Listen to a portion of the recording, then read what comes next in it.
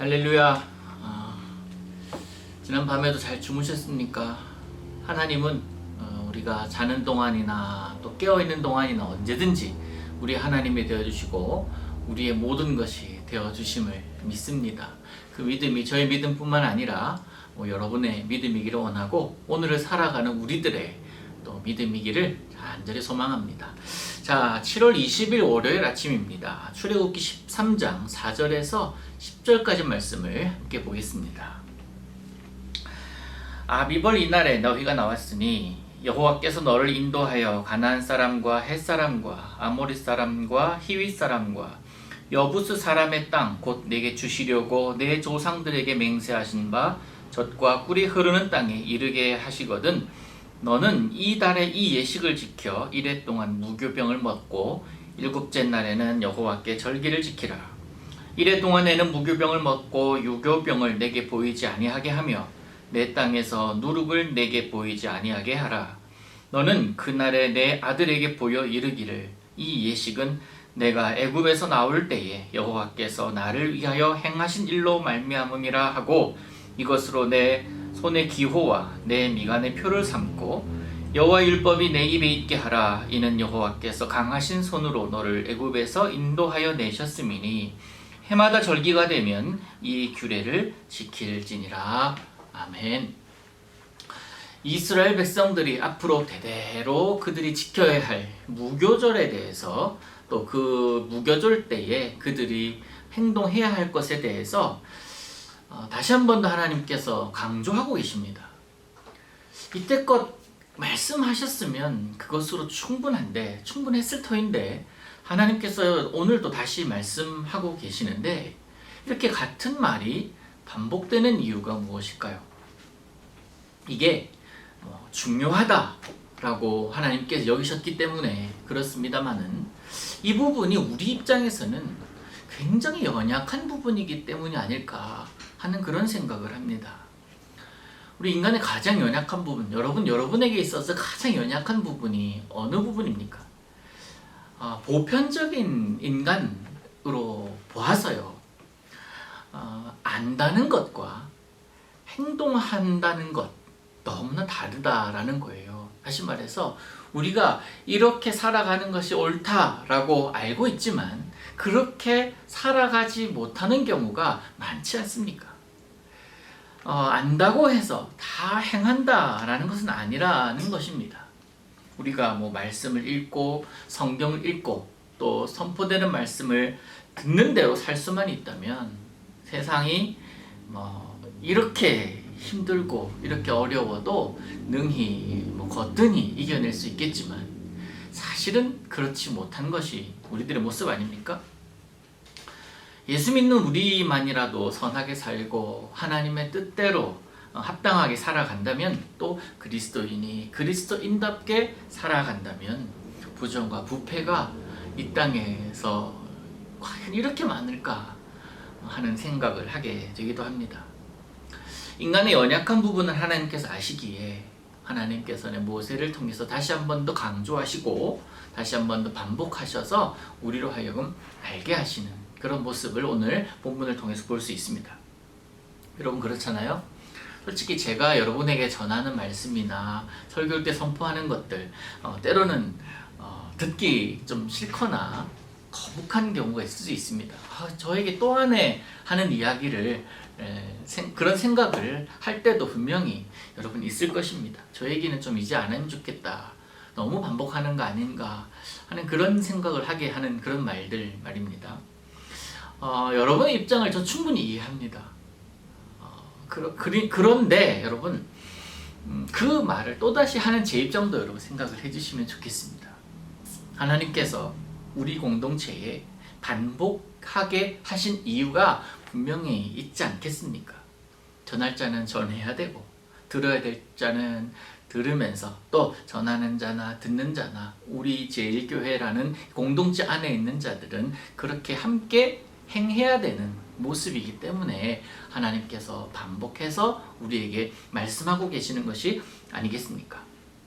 그래도 감사한 것은요, 그렇게 반복하는 이야기를 할지라도 매번 우리 마음을 어렵게 하거나 불편하게 하는 말씀만 있는 것이 아니잖아요. 때로는 우리로 하여금 사랑받는 존재임을 깨닫게 해주시고, 때로는 우리로 하여금 소중한 존재임을 알게 해주시는 그런 말씀들도 우리에게도 반복되고 있는 것을 아시잖아요. 오늘 8절 말씀 이후로 보면요, 이후에 이스라엘 모든 백성들의 후손에게 하나님께서 그들을 해방시켜 주신 것들을 대대로 자손들에게 이르라고 하나님 말씀하고 계십니다. 출애굽하는 이스라엘 백성들, 현장에 있는 사람들, 그 사람들은 그것이 몸으로 교육되었고 몸으로 직접 경험한 것이기 때문에 살아있는 하나님의 인도하심 아닙니까? 그런데 그 다음 세대로 갈수록 이것을 체험한 그런 것이 없는 세대이기 때문에 이 하나님의 사건, 기적의 사건을 전하고 대대로 그들에게 가르치라 라고 하나님 말씀하고 계십니다. 그래야만 하나님의 뜻, 하나님의 섭리, 하나님의 백성이라는 그런 정체성을 잃지 않고 살아가기 때문에 그렇습니다.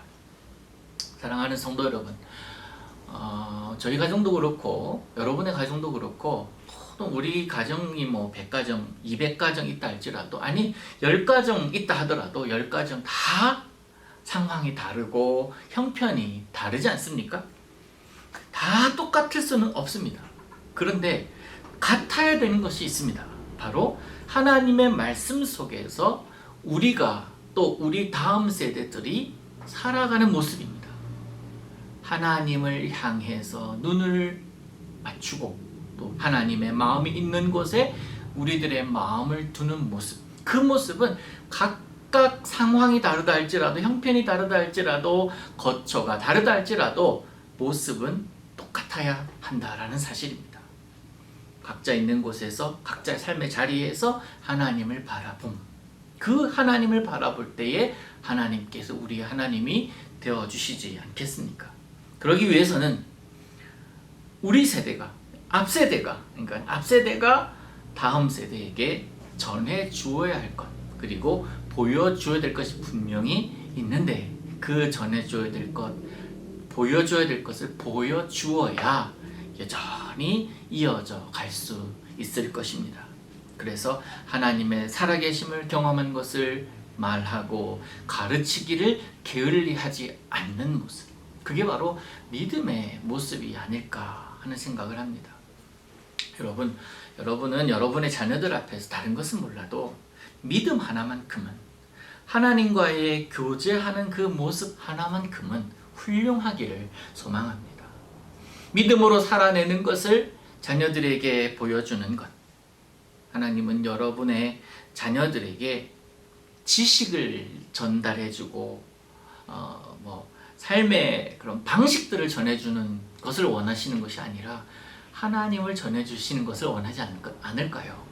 지식보다 지혜의 소중함, 그것을 가르치는 것을 하나님께서 원하실 것입니다. 저는 여러분뿐만 아니라 여러분의 자녀들이 지식의 많음, 지식의 중함 못지않게 지혜로운 하나님을 만나게 되기를 간절히 소망합니다.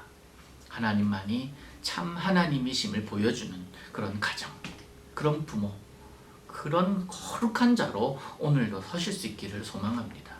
오늘 여러분의 자녀들을 위하여 믿음의 앞세대로서 무엇을 보여주기를 원하십니까? 또 무엇을 가르쳐 주기를 원하십니까? 하나밖에 없어요. 하나님입니다. 그 하나님을 여러분 직접 보여주십시오. 직접 가르치십시오. 그래야 여러분과 여러분의 자녀를 통해서 하나님의 살아계심이 나타나게 될 것이고, 이 이스라엘 백성들을 출애굽시키신 하나님께서 인도하시는 그 하나님을 그들이 보았던 것처럼 여러분도 또 여러분의 다음 세대들도 보게 될 줄로 믿습니다. 그것이 바로 하나님께서 오늘 여러분에게 여러분이 하나님께 보여주기를 원하는 모습이 아니겠습니까? 그게 바로 믿음의 가정인 줄로 믿습니다. 여러분의 가정이 믿음의 가정이기를 우리 주 예수님의 이름으로 축복합니다. 하나님 아버지 감사합니다. 우리 가정이 믿음의 가정으로 세워지기를 소망합니다. 우리 가운데 함께 하셔서 오늘 걸어갈 때에 믿음으로 말하고 믿음으로 생각하고 믿음으로 결단하고 믿음으로 행동하는 우리들의 모습을 보게 하여 주시고 그 모습을 통해서 우리의 다음 세대들이 하나님 앞에서 겸손하게 서서 하나님만 바라보고 하나님 의지하며 하나님 잘 믿는 그런 귀한 자들로 세워 주시옵소서. 하나님, 오늘도 하나님께 오늘을 맡깁니다. 우리와 함께 하실 줄 믿사옵고 예수님의 이름으로 기도하옵나이다. 아멘.